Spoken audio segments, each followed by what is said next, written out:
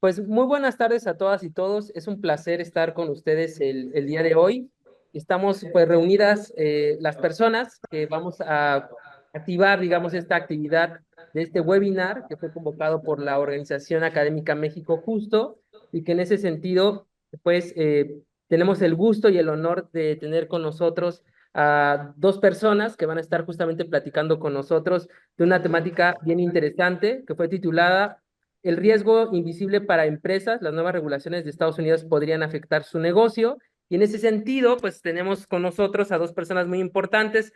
Por un lado, a el maestro Juan Carlos Pérez Góngora, quien es socio director y asociado del presidente México Justo, y por supuesto al doctor Ramón Cabrera, ¿no? Que es socio director de Stephen High Specialty Consulting y miembro del Consejo Académico de México Justo.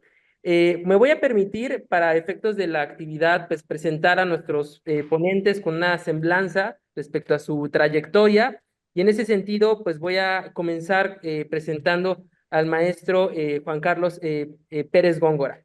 Es maestro en impuestos por parte del Instituto de Especialización para Ejecutivos de la División Monterrey. Es socio director y fundador en Pérez Góngora y Asociados, ¿no? Firma dedicada a la consultoría fiscal y patrimonial desde 1986 y director de Biocélulas Madre, empresa que ofrece servicios de integración en el tratamiento de distintas enfermedades.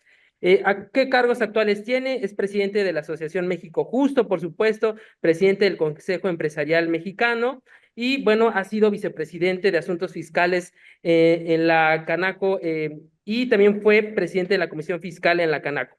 En nuestras actividades académicas, pues cuenta con experiencia de 40 años, ¿no? En temas de conferencias, pláticas en materia fiscal, y es coautor del libro Análisis Fiscal, Legal y Contable de la Asociación en Participación, y autor de libros como Valores en la Cultura Empresarial, Un Modelo para el Cambio, Economía Informal, Propuesta de un Esquema para Tributación y Seguridad Social. ¿No? Maestro, muchísimas gracias por su presencia y muy buenas tardes. Gracias, Luis Fernando. Buenas tardes a todos. Y voy a empezar a presentar al doctor Ramón Cabrera, también quien pues va a estar platicando con nosotros sobre esta temática.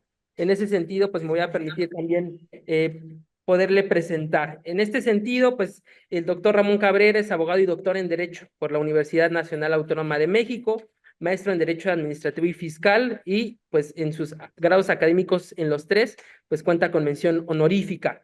Es socio director de Stephen, un despacho especializado en consultoría y litigio fiscal, en prevención de lavado de dinero y financiamiento al terrorismo. Y bueno, también, ¿no? En el gobierno federal, pues trabajó entre 1990 y 2018 en distintas áreas jurídicas, en dependencias federales como la Secretaría de Educación Pública, la Secretaría de Comunicaciones y Transportes, la Consejería Jurídica del Poder Ejecutivo Federal y también en términos, ha sido magistrado en el Tribunal Federal de Justicia Administrativa, ¿no? Cabe destacar también que fue su procurador fiscal federal, ¿no? De investigaciones en la Procuraduría Fiscal de la Federación, de la Secretaría de Hacienda y Crédito Público. En el Estado de México fue director general de responsabilidades y situación patrimonial de la Secretaría de la Contraloría del Gobierno y pues también ha participado como delegado de México en distintos foros nacionales e internacionales, organizados algunos por la Oficina de las Naciones Unidas contra la Droga y el Delito en Viena y también en París. Pues ha recibido e impartido distintos cursos de capacitación, tanto en México como en el extranjero, en países como Colombia, Corea del Sur, Estados Unidos y Japón, y por supuesto tuvo un papel fundamental en el diseño y elaboración de la legislación en materia de delitos fiscales y en la ley de prevención del lavado de dinero. Doctor Ramón, estamos también muy complacidos de que esté usted con nosotros y de que podamos platicar pues un rato con usted y con el maestro Juan Carlos Pérez Góngora. Bienvenido, doctor. Muchas gracias.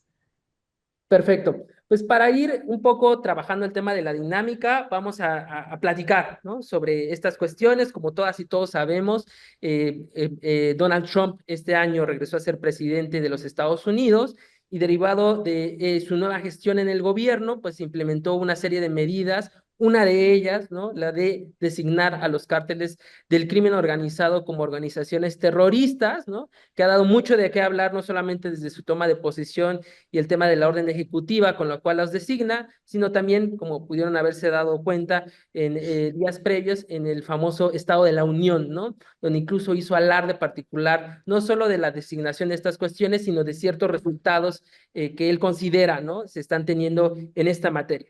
En ese sentido, pues voy a comenzar justo planteando una pregunta para el doctor Ramón Cabrera, para que podamos ir pues justo dando pie a esta plática y esta discusión de ideas que tenemos por aquí.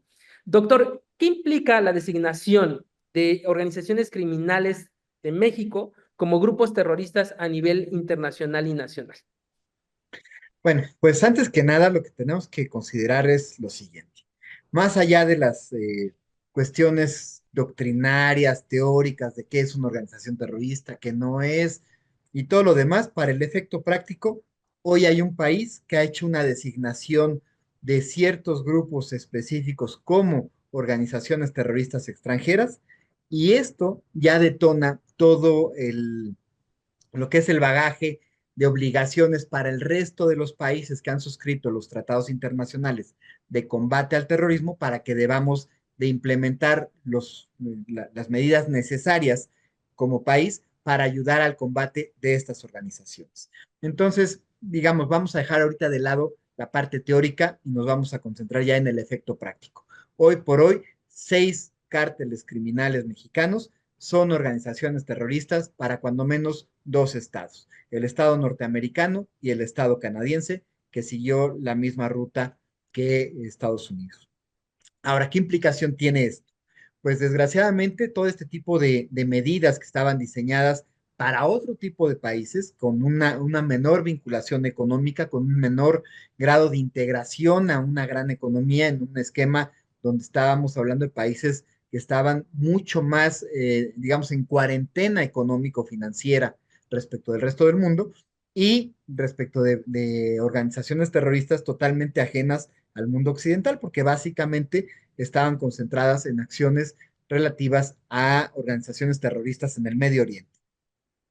¿Qué consecuencias tiene? ¿Qué efecto tiene? Bueno, primero, que son organizaciones terroristas como tales, para efectos de los tratados, que deben de ser combatidas por todos los Estados miembros, incluido México, como si estas organizaciones fueran terroristas, y por tanto, todo el modelo de persecución, de procuración y de prevención para la comisión de este tipo de delitos y el asociado, que es el financiamiento al terrorismo, deben desplegarse por los estados, es decir, por México como país, por Estados Unidos y por el resto de la comunidad.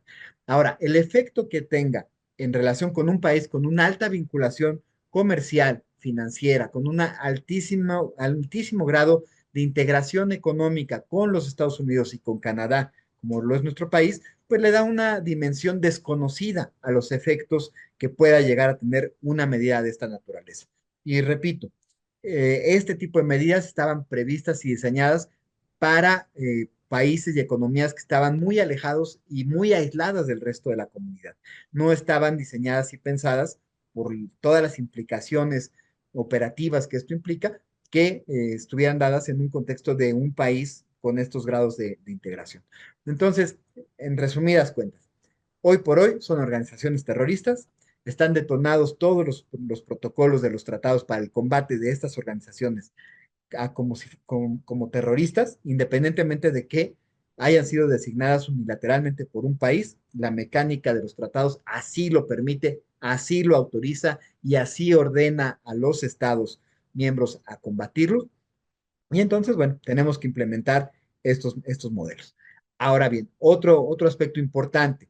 En México tenemos una ley antilavado, así conocida, y en el cual, en el énfasis que se puso durante su implementación, siempre se vio la parte de lavado de dinero y no tanto el esquema de financiamiento al terrorismo, porque era un tema muy ajeno a nuestra realidad diaria, a nuestra cotidianeidad como país. Sin embargo, las disposiciones de esta ley por una cuestión del artículo segundo transitorio del decreto que reforma al Código Penal en marzo del 2014 en relación con los delitos de lavado de dinero, terrorismo internacional y financiamiento al terrorismo, ordena ese transitorio que esas mismas disposiciones de prevención del lavado de dinero le apliquen a los esquemas de prevención del financiamiento del terrorismo. Entonces, hoy por hoy ya cobra una vigencia, ya deja de ser letra muerta en el modelo de prevención de financiamiento al terrorismo, nuestra ley antilavado, y ya cobra vigencia. Y ahora sí, esa ley y la cobertura de prevención que debe de ofrecer tiene que ir tanto para esquemas de lavado de dinero como para los esquemas de financiamiento al terrorismo. Ese es el reto, esa es la realidad al día de hoy. Y ahora, todos aquellos que interactuamos dentro de nuestra economía al estar inmersos en un entorno en el cual hay una alta presencia de organizaciones ya terroristas, es decir, cual si viviéramos entre Hamas, ISIS, Hezbollah y todas esas organizaciones que nos habían dicho que existían en algún lugar del planeta, hoy las tenemos en nuestro país bajo los nombres de Cártel de Sinaloa, Cártel del Golfo, Nueva Familia Michoacana, Cártel Unidos, en total, los seis cárteles mexicanos que han sido designados como tales, como organizaciones terroristas. Entonces ya vivimos en un contexto de esa naturaleza, inmersos en este escenario en donde tenemos que tener todas las precauciones debidas para evitar caer en esquemas de financiamiento al terrorismo. Es decir, tenemos que evitar tener contactos para evitar vincularnos con este tipo de organizaciones. Claro está que los ciudadanos norteamericanos, las empresas norteamericanas, los capitales norteamericanos que financian operaciones, ellos sí tienen una obligación legal directa por parte de los Estados Unidos de cumplir con las obligaciones que les impone su marco legal en el territorio estadounidense. So riesgo de que ellos incurran en violaciones a su ley e incurran en el delito de financiamiento del terrorismo allá. Ahora, ¿qué puede ocurrir? Que en el momento en el que tengan ellos interacción, como la tienen todos los días en cientos de miles de operaciones diarias que hay de intercambio comercial entre México y Estados Unidos, ellos pueden fácilmente contaminarse si no tienen un debido protocolo digamos, de vacunación. Tienen ellos que entonces implementar mecanismos que obliguen a que las personas mexicanas con las que interactúan estén debidamente vacunados a su vez para que no los vaya a ser un proceso de contagio de una organización a la otra, de un capital al otro, donde se estén actualizando los esquemas del financiamiento indirecto al terrorismo, cosa que después, si quieren, abordamos para entender las grandes diferencias que tiene el esquema de financiamiento al terrorismo a lo que conocemos hoy más o menos ya en nuestra cotidianeidad de lo que es el lavado de dinero. Excelente, doctor. Pues muy interesante lo que nos comenta, sobre todo pensando que si hay un tratamiento jurídico que existió previo, ¿no? A esta designación formal por parte, digamos, de Estados Unidos a partir de Donald Trump.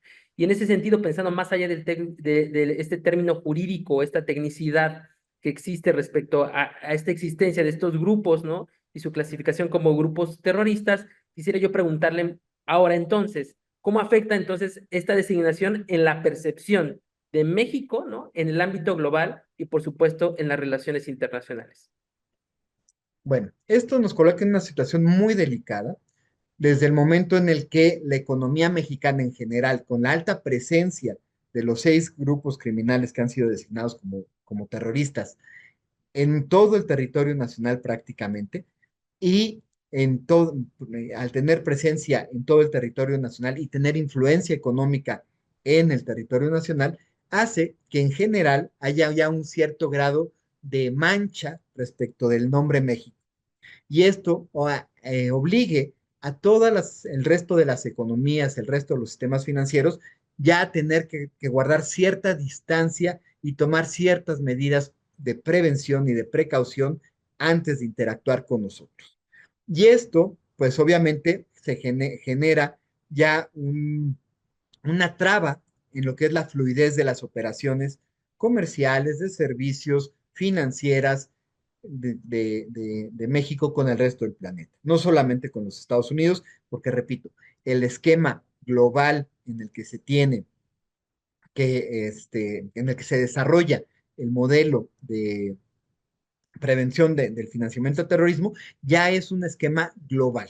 Ahí, en cuanto un solo país designa a alguna organización como una organización terrorista, en ese momento las obligaciones de estar atentos, de prevenirlos y combatir a esa organización se convierte en una obligación global. Y entonces, bueno, los efectos que tiene están frente a todas las economías que nos van a empezar a hacer requerimientos de ver y supervisar nuestras operaciones, ver que tengamos implementados debidos procesos de diligenciación, de identificación de clientes, de origen de recursos, y en el caso particular del financiamiento al terrorismo, de destino de los recursos, cosa que le da igualmente un alcance totalmente distinto al que conocíamos en temas de prevención de lavado de dinero. Perfecto, doctor. Al final, y como usted bien lo menciona, pues nos pone en una situación de foco, ¿no?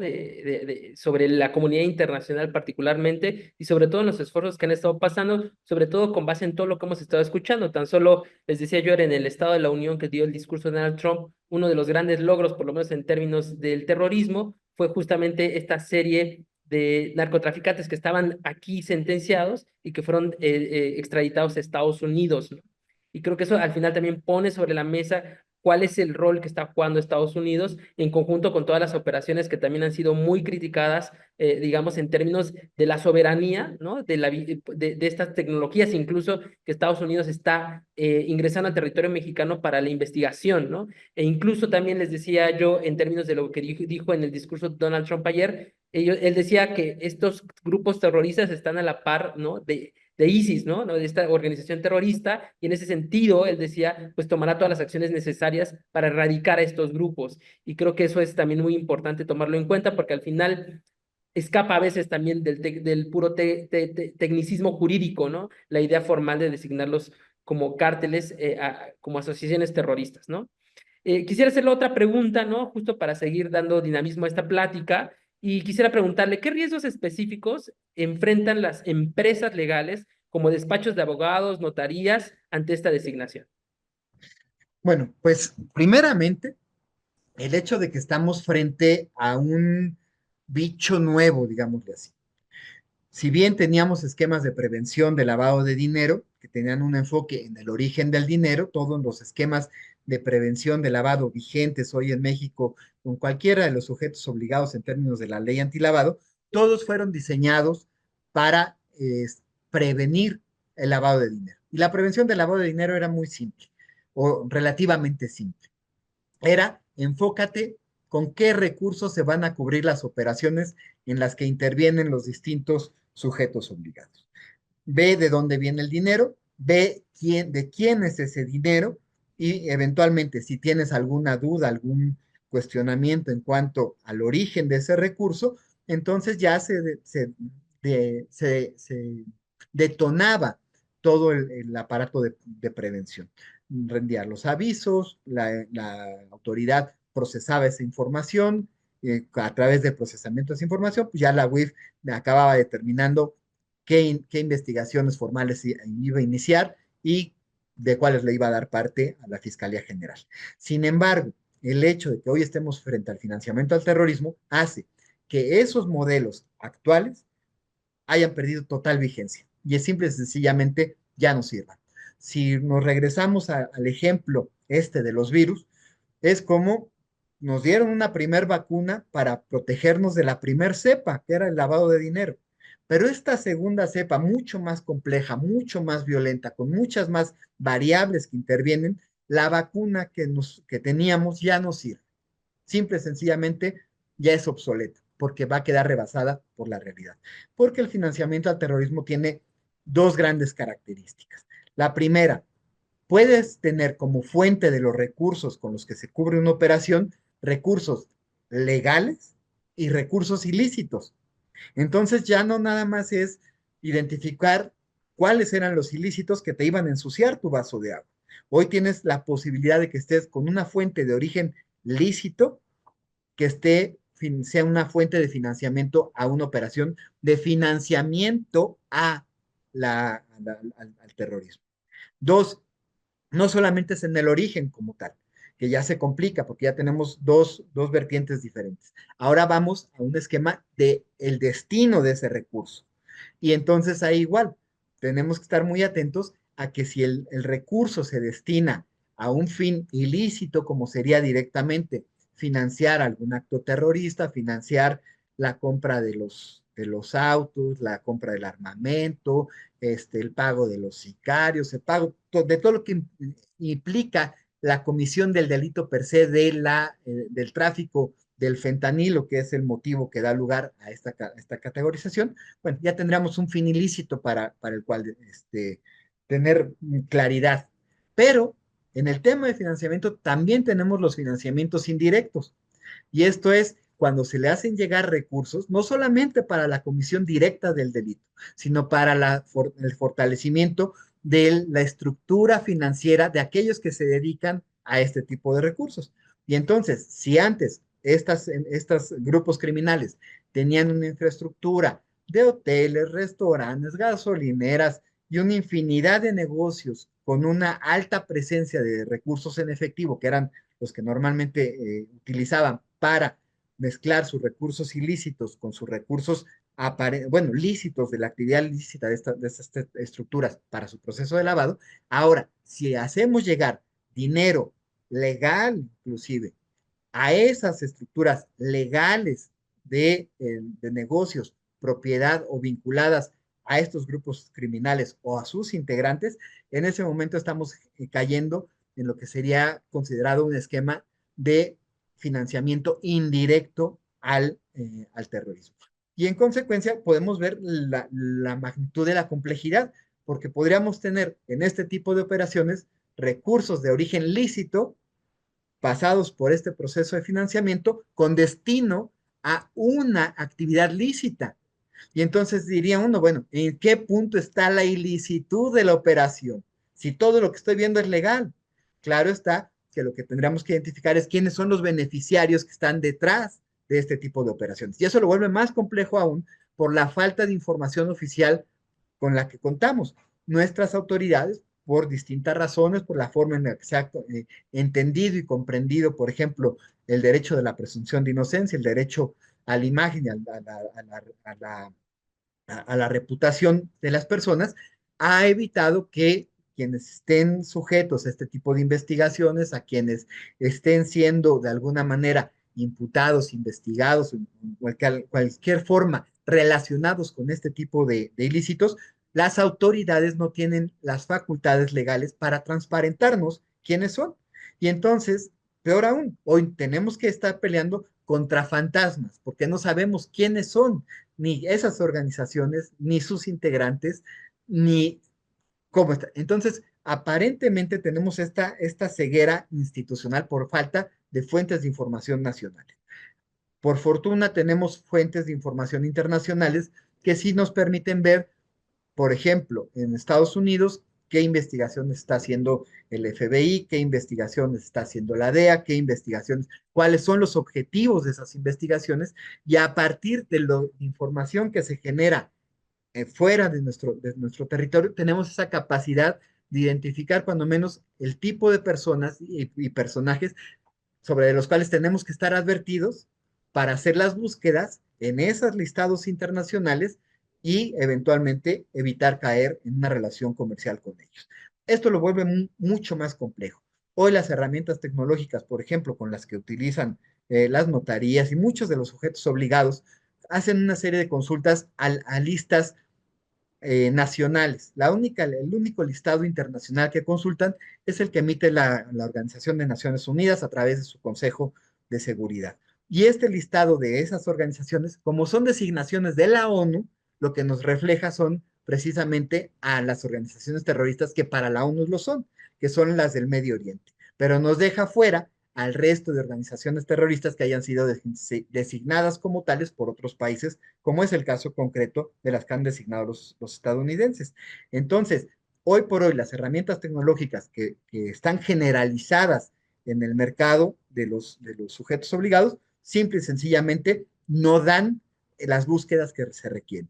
Hoy la única que hemos encontrado en el mercado, que es una lista que en origen no estaba diseñada para la prevención de lavado, sino era una verificadora de la calidad, digamos, moral de los proveedores de empresas, BP360. Ellos sí ofrecen un rastreo en más de 600 listas internacionales, incluidas las que interesan para poder tratar de identificar a quienes otras autoridades están vinculando con las organizaciones criminales que han sido designadas, y esa es la única herramienta que hemos encontrado. Desgraciadamente, repito, no tenemos fuentes nacionales de información y las herramientas que actualmente se estaban utilizando estaban diseñadas para esquemas de prevención de lavado de dinero que no alcanzan para lo que es el tema de prevención del financiamiento al terrorismo. Entonces, esta es la implicación, estas son las consecuencias de inmediato que surgen, y ahora los alcances que puedan tener, pues van a estar muy referidos a cómo es que ya en los hechos las empresas, los ciudadanos americanos, empresas con alta vinculación comercial con Estados Unidos,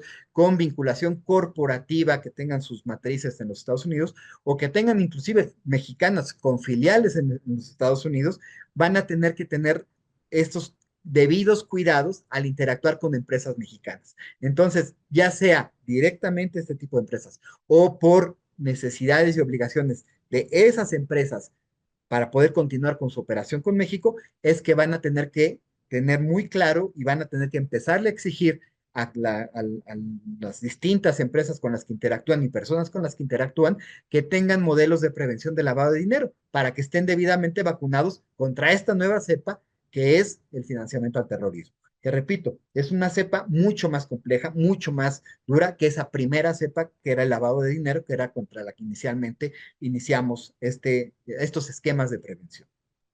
Perfecto, doctor. Y bueno, también un poco para aprovechar el expertise y justamente la presencia del maestro Juan Carlos, pues justo tomando, digamos, como referencia el tema del lavado de dinero y estas implicaciones de estas actividades ilícitas que pudiesen existir, yo quisiese preguntarle, maestro Juan Carlos, desde su perspectiva, como qué sectores, qué actividades desde el punto de vista pues legal pues son vulnerables en términos justo de esta idea que puso sobre la mesa el doctor Ramón Cabrera del lavado del dinero asociado al tema de terrorismo. Como sabes, estuvimos platicando un poco antes de este webinar. Tú me compartiste ahí unos documentos, infografías que podemos utilizar ahorita para explicar y con todo el gusto del mundo las empiezo a compartir si gustas para que podamos explicar este tema. Y si quieres, antes de eso, nada más complementar a lo que en forma muy atinada dijo el doctor Ramón Cabrera de la ley antilavado, que ya vamos a decir que aparentemente se va a quedar medio obsoleta para toda la información que se debería de requerir adicionalmente. Sin embargo, no hay que perder de vista que hoy en día la autoridad está multando por no presentar las declaraciones para los que realicen este tipo de actividades, que son los que venden joyas, los que venden automóviles, los notarios, los que venden inmuebles, etcétera, ¿no?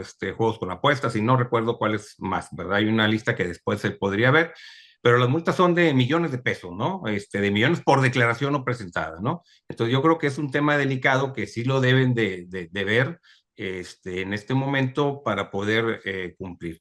Esta ley antilavado, pues es una parte inicial que quizá no diga mucho, porque solamente es el dinero que se deposita, pues, ¿verdad?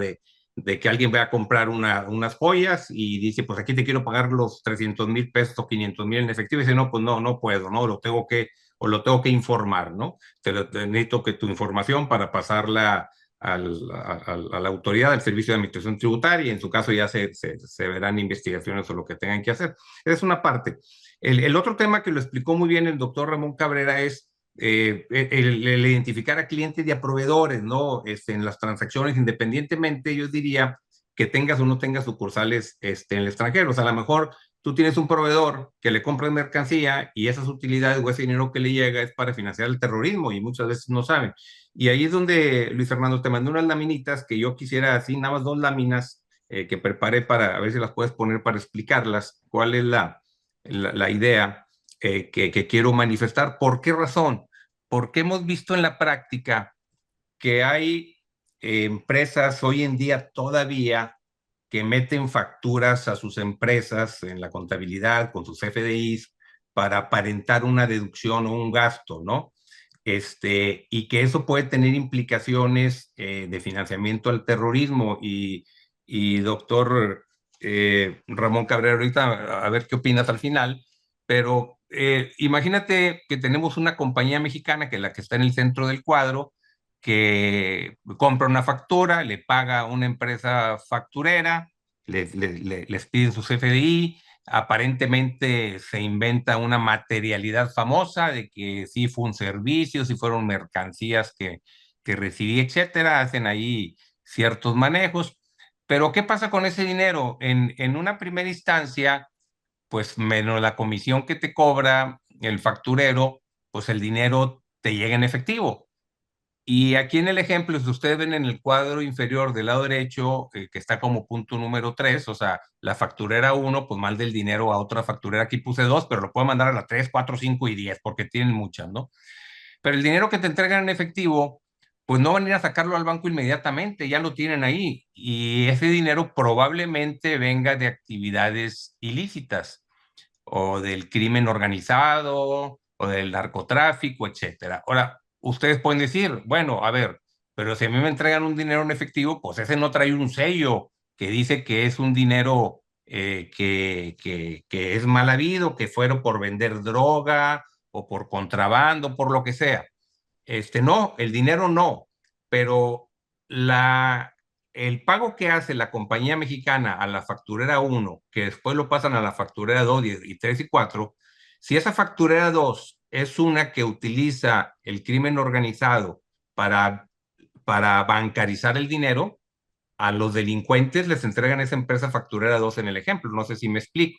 Y esa empresa te podría decir, oye, tu compañía mexicana, que es una compañía aparentemente seria, pues hiciste unas triangulaciones entre facturera 1, 2, 3, 4 y 5, las que sean, y fueron a dar a financiar el terrorismo. Entonces, este punto lo quise señalar porque hoy en día hemos visto muchas empresas que siguen metiendo en su contabilidad ese tipo de facturas y no nada más es el alcance de que me la rechacen, de que me quiten la deducción, el acreditamiento, de que tiene consecuencias penales, sino hoy en día con esta declaración de Estados Unidos de declarar al grupo terrorista tiene unas implicaciones mayores, ¿no?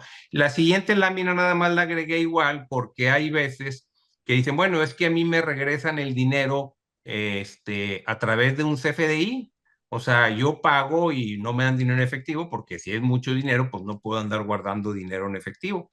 Entonces me expiden un CFDI de asimilable a salarios, y yo lo puedo declarar, así dicen. Digo, nos ha tocado ver en la práctica que tienen problemas y nos han consultado este tipo de operaciones.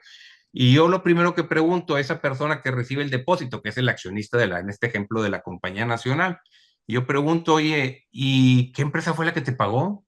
¿La conoces? ¿Conoces la identidad de la empresa o de los accionistas o de los administradores? ¿A qué se dedica? Y entonces tiene mayores implicaciones porque ese dinero que te están depositando en tu cuenta, pues viene a lo mejor de empresas que son empresas factureras y que pueden tener consecuencias de no justificación, porque aquí te podrían preguntar, oye, tú socio de la compañía nacional o tú profesionista, a final de cuentas que recibes ese dinero de no sé dónde, ¿a cambio de qué te lo entregaron? ¿Prestaste un servicio? ¿Vendiste activos? Demuéstrame de dónde salió ese dinero, ¿no? Entonces, eso que empezaron a hacer hace algunos años los factureros para no entregar dinero en efectivo, lo único que hacen es meter a las personas físicas en problemas porque esa retención que aparece ahí en el ejemplo, donde tienes un ingreso bruto y una retención de impuestos que nunca se entera, pues es un documento obviamente timbrado, pero es un documento no real, ¿no? Entonces, quise poner estos ejemplos un poquito por las implicaciones que puede tener. Si quieres, Luis Fernando, ya los puedes quitar. Y es lo que nosotros vemos también en la práctica, ¿no? Vemos nosotros en la práctica operaciones que por querer ahorrarse impuestos y manejar mecanismos ilegales, pues pueden terminar hoy en día con mayores repercusiones. No sé ahí, Ramón, qué opines en ese sentido, ¿no? Pues yo creo que muy atinadamente lo señalas. Hoy por hoy tenemos que tener doble cuidado de dónde vienen nuestros recursos y dos, a dónde mandamos nuestros recursos. Ahora sí que nos tenemos que cuidar de sirios y troyanos, de todos.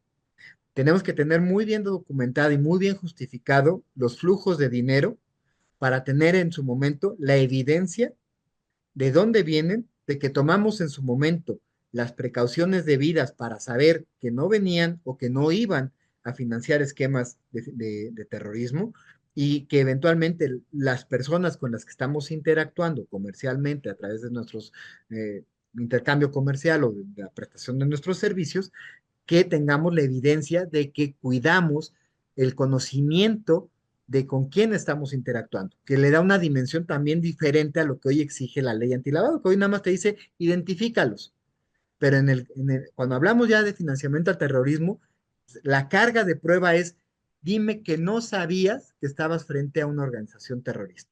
Dime que no tenías por qué haberlo sabido. Y no solamente me lo digas, pruébamelo. Entonces hay una reversión de la carga de la prueba.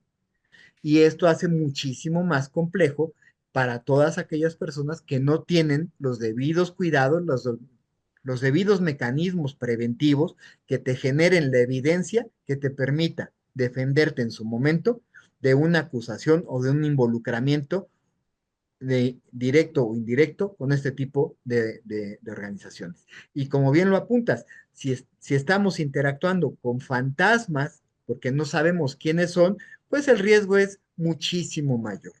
Y si sabemos que de alguna manera ahí hay algo que podría no ser lo adecuado, lo correcto, entonces el riesgo, pues obviamente se nos incrementa. En la medida en que no tenemos la certeza o el mayor grado de certeza, porque al final del día tampoco nunca la vamos a lograr, pero en la medida que tengamos cuando menos el mayor grado de certeza posible de con quién estamos interactuando económicamente y comercialmente, vamos a tener esa capacidad de generar la evidencia de que tomamos las previsiones suficientes para que estuviera fuera de nuestra capacidad de conocer que estábamos frente a una organización de esta naturaleza. Y si lo logramos tener, entonces nos vamos a poder defender ante una acusación. Porque al final del día, ¿qué va a ocurrir? Que en este tipo de investigaciones, ¿quiénes son los que aparecen? Obviamente no vamos a encontrarnos a los grandes personajes que vemos en la televisión o que acaban de expulsar del país. Esos no existen en el mundo de la economía real. Son conceptos. No, no, nunca fueron al banco, no tienen una tarjeta a su nombre, no tienen una chequera a su nombre, no tienen cuentas a su nombre. Tienen acceso al dinero de sus organizaciones, pero ellos no las tienen. El tema es quién las tiene, quién las maneja. Y esos que las manejan, además, toman las providencias para ocultarse, pues justamente para que no los puedan identificar y en caso de que se identifique alguna de estas redes, no puedan dar con los responsables de este tipo de cuentas. Pero ¿quién sí va a aparecer? Pues el que sí recibe en su cuenta real, en tu cuenta de banco de veras, en tu tarjeta, en la factura de tu coche, en el pago de tus proveedores, el que sí va a aparecer eres tú. Y los sujetos obligados en la ley antilavado, que son los que eventualmente tienen que tener estos registros. ¿A quienes les van a preguntar en los hechos, en un caso de investigación y vinculación a un tipo de investigación de esta naturaleza? A esas personas reales que sí van a encontrar en un primer momento, que es el señor de la tienda, es el señor accionista en su oficina, es el señor notario que intervino en la constitución de la empresa, es el notario que intervino en la fusión de las compañías, que dio fe de la compraventa de ciertos inmuebles, que dio fe de las operaciones vulnerables en las que intervino. Esas son las personas a las que sí van a agarrar, porque somos las personas de carne y hueso que sí aparecemos, que sí estamos haciendo nuestra actividad frontal en la economía formal. Entonces, a nosotros es a los que van a venir a cuestionarnos.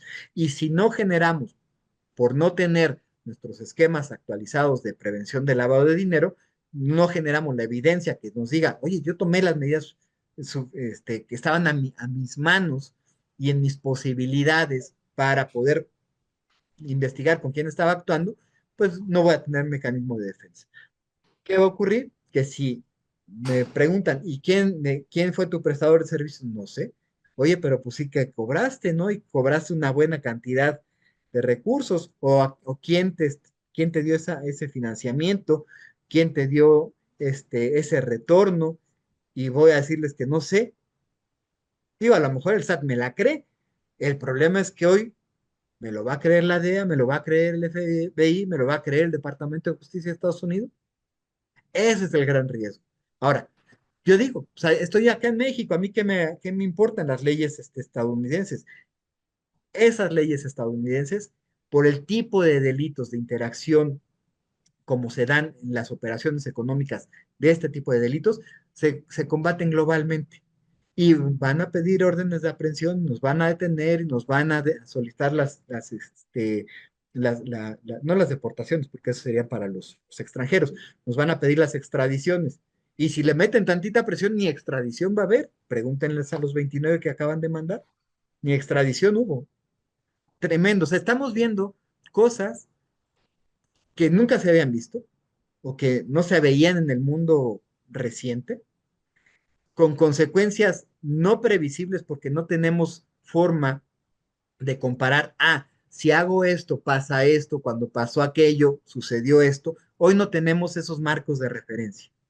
Desgraciadamente hoy es hasta donde la imaginación nos da y donde la prudencia nos indica que debemos de tomar la medida y detenernos. La prudencia es necesariamente nuestro gran parámetro actual de actuación y la prudencia debe de ir acompañada de un asesoramiento para documentar aquello que la prudencia nos está indicando que debemos estar haciendo. Actuar con gente que conocemos, que sabemos de qué se trata, operando con la economía formal y evitando incurrir en un esquema de financiamiento del terrorismo, que les repito, es súper complicado, altamente complicado por todas las variables y que se puede dar en un contexto total de legalidad de la operación y estamos incurriendo en una actividad ilegal.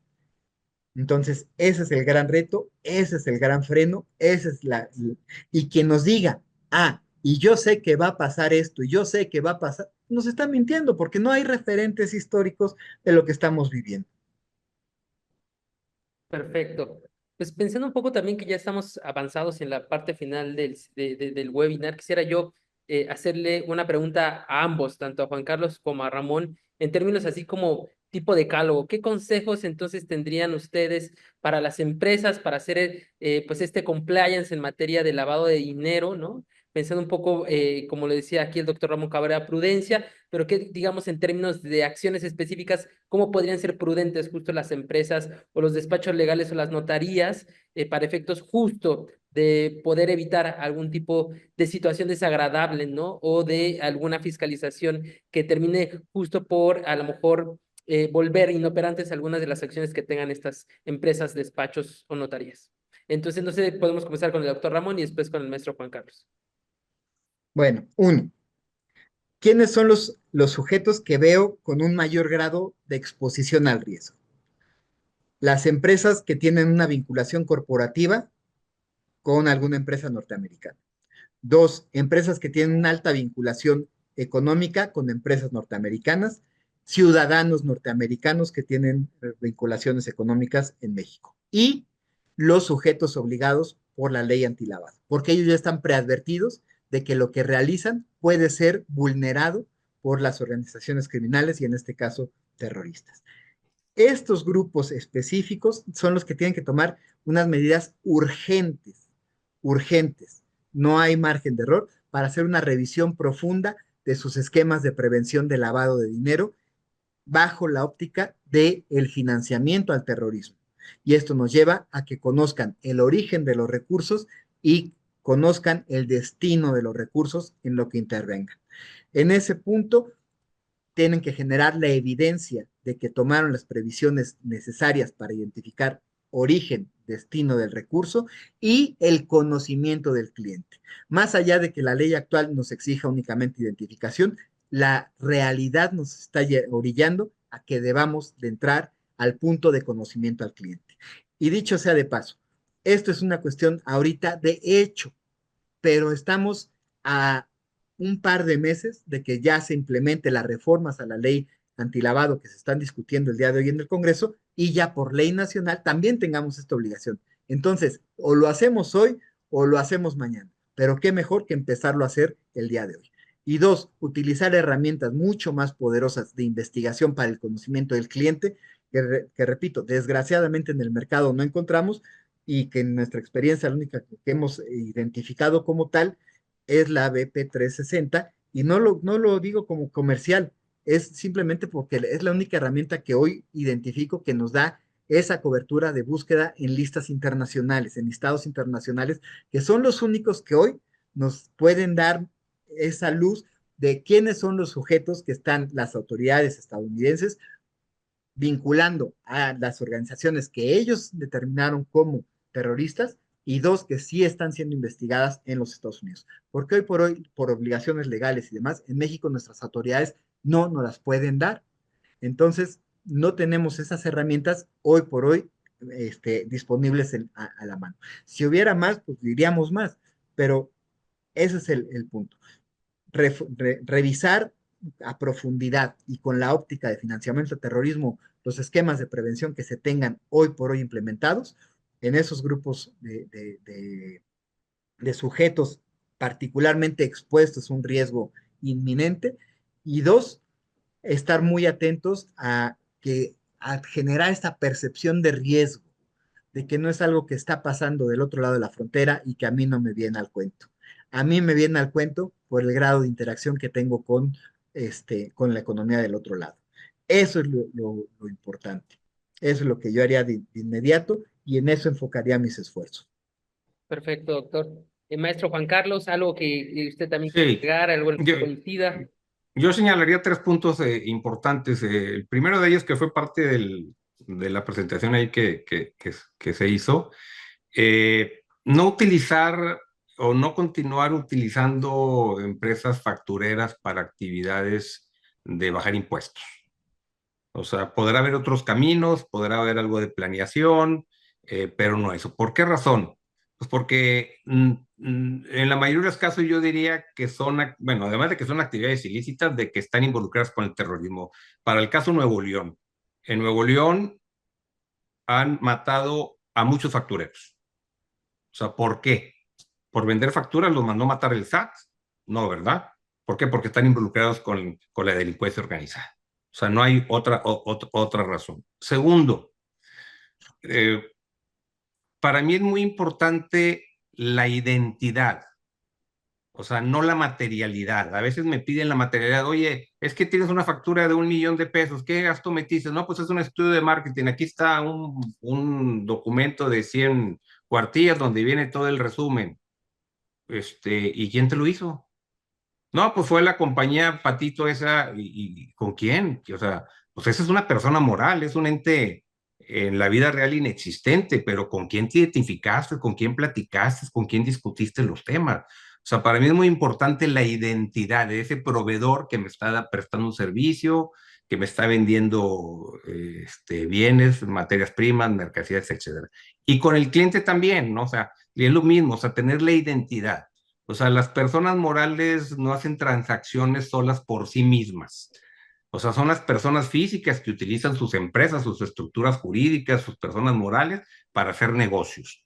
Pero al final de cuentas, detrás hay un director, hay un gerente, hay un accionista, que son los que para mí deben identificar. Por eso yo he insistido y en la práctica lo hemos recomendado, es más importante la identidad de tu cliente y de tu proveedor que la materialidad. Ya sé que esta última te la piden como requisito en una revisión. Quiero ver la materialidad. Está perfecto, pues hay que cumplir con eso. Pero la otra es más importante, al grado que te digan, oye, eso no es cierto, ese estudio no es correcto. A ver, yo le voy a hablar al que me hizo el estudio, va a venir aquí y ante el Servicio de Administración Tributaria te demuestro que este señor fue el que me dio el servicio.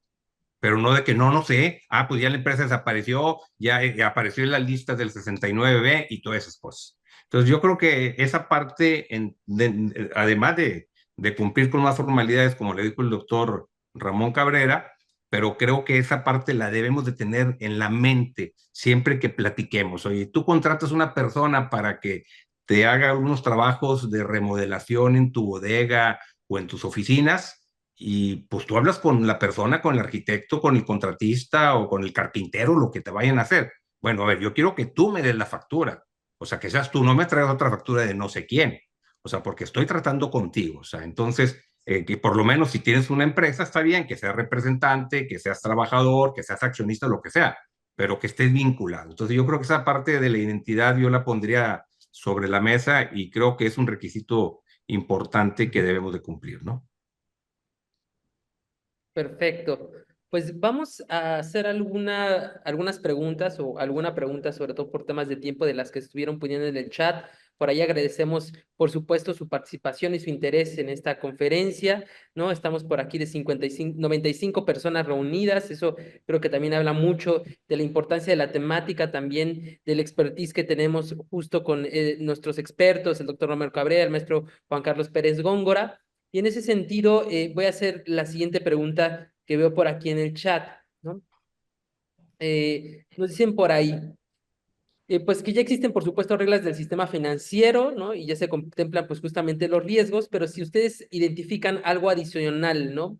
En el sistema financiero, ¿no? Que pudiera ser, digamos, el tema de identificar riesgos específicos, ¿no? O algunos aspectos sobre este tema. Esta pregunta nos las hace Ramírez Bernabé. Muchas gracias por la pregunta. No sé, ahí en su caso, doctor Ramón, maestro Juan Carlos, adelante. Sí, perdón, es que estaba leyendo justamente algunas de las preguntas. Este, ¿me la puede repetir, por favor? Sí, nos dice por ahí Esther que, bueno, ya existen reglas del sistema financiero y que ya Ah, contemplan este tipo de riesgos, pero si ustedes identifican justo algo más, ¿no? Que el sistema financiero puede identificar como riesgos o deba identificar como riesgos, pues derivados de esta coyuntura asociada a la designación de cárteles mexicanos como organizaciones terroristas. sí, bueno, los riesgos, vuelvo, México como tal tuvo siempre un enfoque de prevención de lavado de dinero. Los mecanismos de prevención están generados a partir de identificar el origen del recurso. Esa era la visión. Las de los bancos también, inclusive. O sea, la de los bancos es un poco más robusta, mucho más robusta que la de un sujeto obligado en términos de ley antilavado, por el mismo tamaño potencial y los requisitos que pide el sistema financiero internacional. Pero al final del día, el énfasis, el enfoque, el acento del cuidado de estas operaciones era el lavado de dinero. Hoy por hoy se van a tener que repensar los esquemas que están vigentes, tanto en la ley, en los sujetos obligados de ley antilavado, como las instituciones y entidades financieras, porque tienen que ver también ya el destino de los recursos. Tenemos que modificarnos y hacernos a este nuevo paradigma de cómo abordar estos dos fenómenos en muchos puntos coincidentes, pero también en algunos puntos divergentes y que exigen un mayor nivel. Es muy importante. También estaba leyendo ahorita, por eso me perdí, que hablaban de que habemos algunas voces alarmistas. No es un tema de ser alarmista, es el tema de enfrentar una situación muy concreta. Ayer no teníamos organizaciones terroristas en México, hoy sí las tenemos.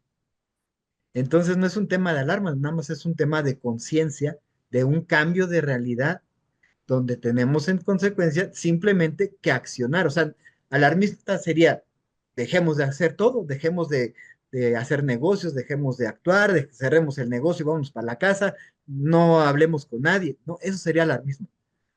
Alarmismo sería hablar de que no, pues que el ovni va a llegar y que nos va a caer un meteorito. Sería alarmismo. Hoy no es lo que va a pasar, es lo que ya está pasando. Hoy tenemos organizaciones terroristas mexicanas en México. Hamas, Hezbollah, ISIS y demás, ahí están en Medio Oriente, difícilmente las vamos a ver aquí. Pero aquí sí tenemos Sinaloa, Golfo, Nueva Familia Michoacana, Cárteles Unidos. Tenemos 6 organizaciones terroristas actuando en todo el territorio nacional. Eso es lo que genera el cambio de condiciones y le obliga a tomar previsiones. No es ser alarmista, es simplemente reconocer esa realidad y actuar en consecuencia.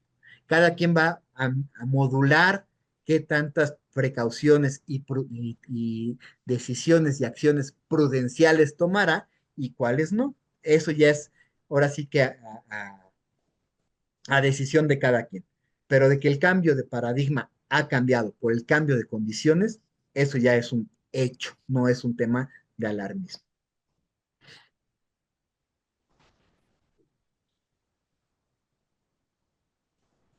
Perfecto, doctor. En su caso, maestro Juan Carlos, ¿identifica alguna otra cuestión, algún aspecto o de las preguntas que ve aquí que nos están poniendo en el chat, alguna cuestión que quisiese agregar? De hecho, ya contesté una de las que me estaban preguntando, ¿no? No, Perfecto. digo, resumiendo un poquito con el tema que mencioné, o sea, que hoy en día hay que cumplir con la ley antilavado y cada vez, como lo dijo el doctor Ramón, pues va a venir más exigencias posteriores, ¿no? Cumplir con esa ley, no utilizar empresas factureras, que creo que es importante, y pues la identidad, ¿no? Para mí la identidad es un punto fundamental de con quién estamos tratando. O sea, tenemos que conocer a las personas con las que estamos tratando, ¿no? Entonces, esos tres puntos yo resumiría que son los básicos y que no nada más así como que es la gente de la administración o de la contabilidad o de la de pagos la que tiene que hacer, sino los que hacen negocios, los que tratan, pues tenemos que saber con quién estamos sentados. Creo que esos son los puntos importantes. Perfecto. Entonces, como ustedes se podrán haber dado cuenta, pues es una temática que pareciera muy actual, ya tenía toda una serie de regulaciones y digamos la coyuntura lo que ahora ha permitido es pues replantear cuál es el rol que va a jugar también en términos pues geopolíticos, ¿no? México respecto principalmente a Estados Unidos. Como pudieron darse cuenta, pues un poco el webinar está asociado justo a temas asociados también al tema de lavado de dinero, al tema de el cumplimiento de obligaciones fiscales, ¿no? Sobre todo de las empresas. Y también, pues, en este tiempo que tenemos, porque pues todavía hay preguntas, quisiera, pues, de primera instancia, desde el lado de México, justo, pues, agradecer la presencia, por supuesto, del doctor Ramón Cabrera, la presencia también del maestro Juan Carlos Pérez Góngora para el tema del webinar. Y yo creo que para poder cerrar, quisiera saber si ustedes quisieran decir algo que pudiera dar un cierre justo a la postura, digamos, también que ustedes tienen respecto a esta temática, también para justo, pues, conocer de primera instancia, digamos, como un resumen de lo que ustedes tienen y como propuesta respecto a esta temática. Entonces, si podemos comenzar con el doctor Ramón Cabrera, adelante, doctor. Muchas gracias por esta oportunidad, por el foro, y reitero, el cambio de paradigma es un hecho. A partir de eso, tenemos que tomar las medidas que nos permitan abatir el nivel de riesgo. ¿Cómo? Con decisiones prudenciales. Y la primera decisión prudencial es no hagas operaciones riesgosas. Conoce a tu cliente, aunque hoy no te lo exija la ley, justamente por el tema que apunta Juan Carlos. Es muy importante que identifiques y sepas con quién estás interactuando, para que en su momento tengas forma de generar la evidencia que te permita defenderte. Y de 900 o de 10,000 operaciones o de 100,000 operaciones, no tengas problema, es una situación. Pero con que tengas una operación, una, que te involucre en este tipo de problemas, no te quiero platicar el problema de talla mundial que estarías enfrentando. Con una. 999,000 no tenía problema, pero una te puede colocar en una situación de alto riesgo. Por eso, protégete con esquemas de prevención. Asesórate con gente experta en el tema. Y esta gente experta en el tema la vas a poder identificar en la medida en que te demuestre conocimiento de lo que es el financiamiento al terrorismo. Porque repito, todo lo que llevamos 14 años implementando de temas de prevención, cuando fui su procurador de la federación, me tocó implementar el esquema de la ley antilavado. O sea, no es un tema que me sea ajeno. Y estos 14 años que lleva la ley, esos años han sido para prevenir lavado de dinero. Nunca hemos o nunca habíamos abordado el tema puntualmente de financiamiento al terrorismo. Las condiciones cambian. Tenemos 2 semanas con organizaciones terroristas operando en todo el país, con una estructura económica, comercial y de servicios a lo largo y ancho del país, que es la que utilizan para lavar su dinero, y con la que si tenemos interacciones, en ese momento podemos incurrir en un esquema de financiamiento al terrorismo. Eso es lo delicado, ese es el riesgo y de eso nos tenemos que cuidar, simplemente. Es como si salimos la calle de enfrente de la casa es de un sentido, pues estoy acostumbrado a voltear para un lado, pero ¿qué ocurre el día que me cambian y me hacen mi calle de doble sentido? ¿Voy a seguir nada más volteando hacia un lado? ¿O ahora tengo que voltear a los dos? Si no quiero que me atropellen, pues tendría que voltear a los dos. ¿Por qué? Porque me cambiaron la regla del juego del salir de mi casa donde ya tengo un riesgo adicional al que antes tenía. Eso es la recomendación. Perfecto, doctor. Y pues en su caso, maestro Juan Carlos, ¿con qué le gustaría cerrar el día de hoy? Bueno, yo creo que el doctor Ramón Cabrera hizo la explicación muy completa. Yo creo que vale la pena señalar que todos los que nos acompañan pues son personas que tienen interés en el tema y que nos comprometemos a continuar con este tipo de pláticas en la medida que salgan más disposiciones, que salgan reformas a la ley antilavado y algunos otros requisitos que se deban de cumplir. Creo que es un deber de nosotros como Asociación México Justo darlo a conocer a la gente, a la comunidad, y bueno, pues estaremos al tanto para tener comunicación con todos, ¿no? Perfecto. Pues en este caso particular, si no hay alguna otra cuestión, estaríamos con esto cerrando justo el tema del webinar. No sin antes agradecer nuevamente al doctor Ramón Cabrera, al maestro Juan Carlos, por aquí el ingeniero Rafael también que estuvo con nosotros trabajando, a la doctora Tania Reyes también de la Organización México Justo. Yo soy Luis Fernando Flores Chávez, también parte de la asociación académico en el TEC de Monterrey, y cualquier cosa, situación, pues estamos al pendiente a través pues justamente de los canales de comunicación que tenemos de la organización. Y pues sin más, yo creo que les deseamos a todas y a todos una excelente noche. Y por supuesto, seguiremos en la medida de lo posible, como dijo el maestro Juan Carlos, pues propiciando este tipo de espacios. Muchas gracias a todas y todos y pues que estén muy bien. Gracias, hasta luego. Hasta luego, hasta luego. Hasta luego.